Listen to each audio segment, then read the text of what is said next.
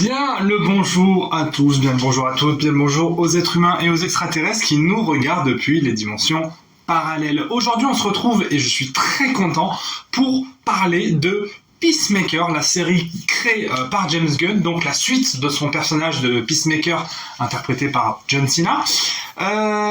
Générique. Elle a kiffé la mélo, là je suis dans le thème, je suis dans ça. Elle a kiffé la mélo, là je suis dans le thème, je suis dans ça. Elle a kiffé la mélo, là je suis dans le thème, je suis dans ça. Elle a kiffé la mélo, là je suis dans le thème, je suis dans ça. Elle a kiffé la mélo, je suis dans ça. Elle a kiffé la mélo, je suis dans ça. Elle a kiffé la mélo, je suis dans ça.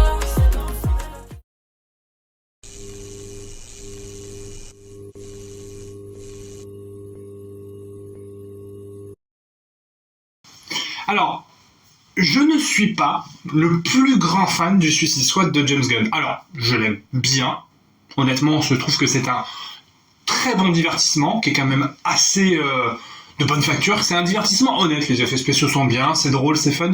Mais moi, j'ai un peu de mal avec la Suicide Squad, honnêtement. Mais avec le concept même de la Suicide Squad, je trouve ça un peu con, en fait. Le film de 2016 était d'ailleurs nul à chier. Mais celui de James Gunn est quand même largement mieux, mais en fait je l'ai vu qu'une fois au cinéma, j'en ai pas gardé un souvenir, voilà. Donc il faudrait que je le voie. Et donc suite au succès de la Suicide Squad, on nous annonce une série sur Peacemaker, le personnage de John Cena, qui était censé être mort, mais qui au final a survécu à ses blessures. Bon, pourquoi pas. Et j'ai mis très longtemps à regarder cette série, parce que déjà elle était introuvable. Donc là, grâce à MyCanal, j'ai réussi à avoir cette série. Que dire Eh bien, quelle erreur j'ai fait parce que c'est super Peacemaker. Mais vraiment, c'est super. En fait, je m'explique. C'est une série qui est bonne pour plusieurs raisons, c'est-à-dire que James Gunn est quelqu'un qui, à chaque fois qu'il fait une œuvre, à chaque fois qu'il fait un film ou une série, fait quelque chose qui ne ressemble pas à son œuvre précédente. Je m'explique. Par exemple, James Gunn a fait les 3 films Gardiens de la Galaxie, mais on ne peut en aucun cas dire que le 1 ressemble au 2, que le 2 ressemble au 3 ou que le 3 ressemble au 1.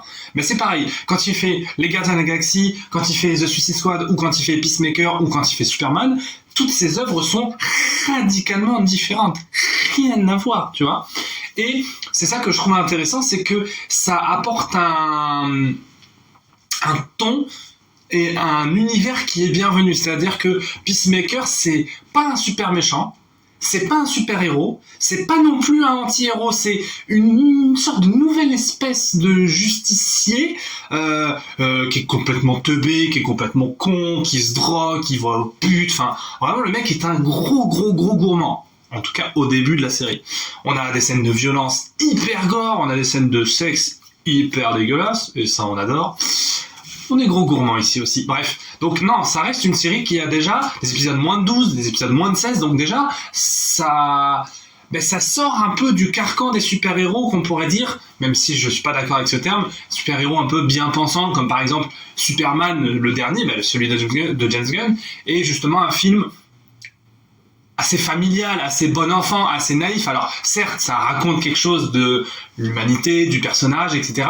Mais c'est vrai que les super-héros, c'est un genre qui est tellement codifié, qui est tellement structuré, que dès qu'on sort un petit peu de cet univers-là, à savoir par exemple un The Batman, un Deadpool, un Gardien de la Galaxie ou un Peacemaker, et forcément ça marque, puisque c'est des choses qui sont assez différentes de ce qu'on a l'habitude de voir. Donc la série, cinématographiquement, j'ai rien à dire, c'est extrêmement bien filmé, la mise en scène elle est simple, mais elle est fonctionnelle, elle est belle, les effets spéciaux pour une série ça reste quand même du très haut niveau, bon c'est HBO mais quand même, les costumes sont magnifiques, évidemment tous les personnages sont extrêmement bien écrits, c'est du pur James Gunn, c'est-à-dire que ça s'envoie des fions à la gueule à n'importe quel moment. On a Léota Adebayo qui est exceptionnel, on a John Economos qui est une sorte de flippette, on a Emilia Hardcore, dont on parlera plus tard, et on a effectivement le meilleur personnage de la série et l'un des meilleurs personnages d'ici, à savoir Adrian Chase, Vigilante. je ne résiste pas à l'idée de vous mettre un petit edit internet. Allez-y. You know, we all have our faults. Adrian, how many people have you killed? How many's the shit done?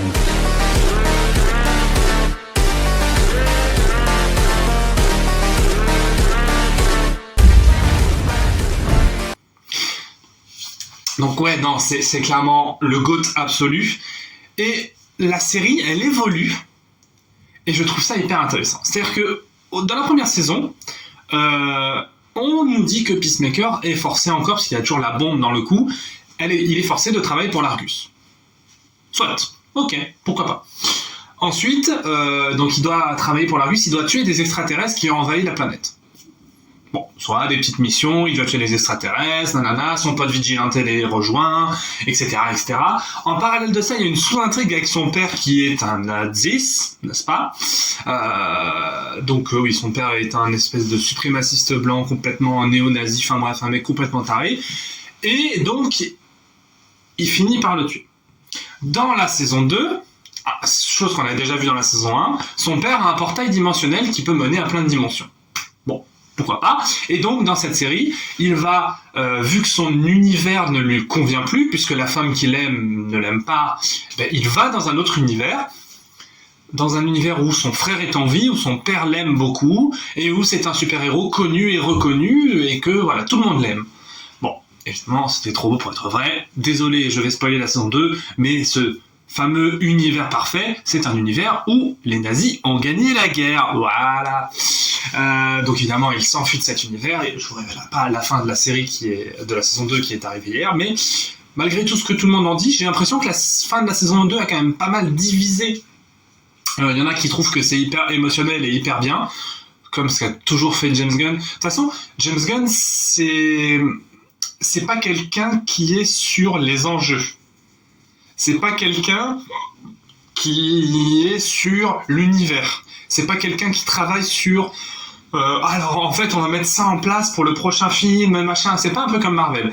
C'est quelqu'un qui travaille toujours et avant tout ses personnages. C'est déjà un excellent directeur d'acteurs, premièrement. Et c'est quelqu'un où, et ça se vérifie dans la fin de la saison 2, où la fin de la saison 2, il n'y a pas d'action, il n'y a pas de bagarre, c'est uniquement centré sur les personnages. Donc on peut ne pas être d'accord avec ça, ce que je peux entendre, mais voilà.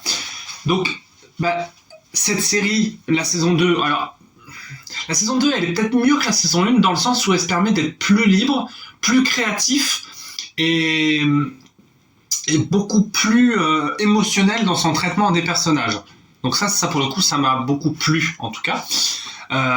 Et puis la véritable découverte pour moi, c'est la découverte de John Cena. C'est-à-dire que, évidemment, je connaissais John Cena en tant que catcheur, nanana, vous pouvez plein le voir, etc., etc. Mais je trouve que dans les années 2000, on a eu des espèces de catcheurs qui deviennent acteurs, et souvent, c'est quand même très mauvais. Ah mais, alors, Dave Bautista est un très bon acteur, Dwayne Johnson est un immense acteur très mauvais. Non, je rigole. Il est très mauvais, c'est vraiment l'un des pires acteurs qui existent en termes de jeu, j'entends. Eh bien, John Cena, pour moi, est le meilleur des trois. Parce que, déjà, dans la vie, quand tu vois des vidéos de lui, tu vois, j'ai découvert que le mec était un bon gars, mais genre vraiment un bon gars, et ça pousse à être quelqu'un de meilleur quand tu vois ces vidéos, parce que c'est vraiment un mec gentil, donc ça, c'est très cool.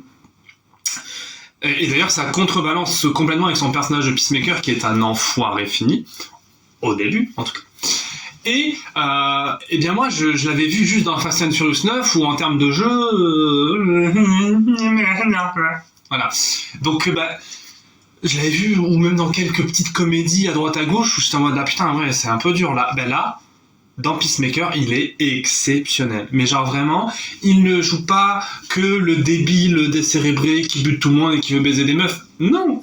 Il évolue, son personnage évolue, il passe d'un héros complètement, celui qui est en prison, un héros complètement timbré, qui veut buter tout le monde pour avoir la paix sur la planète, à quelqu'un qui ne veut plus tuer, ou dans la saison 2, quelqu'un qui veut devenir un véritable super-héros. Donc il y a une véritable rédemption, une véritable évolution de personnage. Je vous parlerai pas de l'épisode 7 de la saison 2, en tout cas de la fin de l'épisode, où ce qui se passe est déchirant. Donc ouais, non, c'est une vraie bonne série, fun, décomplexée, avec de la violence, du sexe, des bons personnages, bien écrits, bien interprétés. Franchement, c'est un excellent divertissement. Et ben, honnêtement, je vais le dire très très très honnêtement, mais le DC Universe de James Gunn, pour le moment, c'est carton plein. Parce que Creature Commando, c'était super. Superman, c'était super. The Penguin, c'était super. Peacemaker, c'était super. 4 projets, 4 réussites. Pour le moment, ça annonce du très très très très très très bon. Parce que là, alors en plus de ce que la fin de la saison 2 tease pour la suite du DC Universe, ce qui est quand même assez excitant, je trouve, là, ce que nous propose l'univers DC pour la suite, c'est quand même très très très excitant. Une série sur les Green Lantern, un film d'horreur sur Gueule d'Argile, ça c'est un truc qui m'intéresse énormément, ça me hype beaucoup beaucoup beaucoup. Le film Supergirl, mon dieu, le pain, mon dieu, Supergirl, ça va être super. Qu'est-ce qu'il y a d'autre? Superman 2 en 2027, enfin une série sur Booster Gold, putain, ça va être trop bien. Donc là, franchement, l'univers d'ici, il est en train de... Et même financièrement et en termes de critique, bah, ça a plutôt bien marché, hein. Peacemaker, Superman est un carton total. Moi, je trouve ça quand même super, en fait. Donc ouais, non, c'est super, Peacemaker. C'est fun, c'est drôle. Enfin, regardez Peacemaker et faites-vous votre propre avis. Mais moi, j'aime beaucoup. Et puis, de toute façon, dans cette série, on bute des nazis, et buter des nazis, c'est toujours cool. Allez, peace. C'était Captain Melboy, je vous dis à bientôt.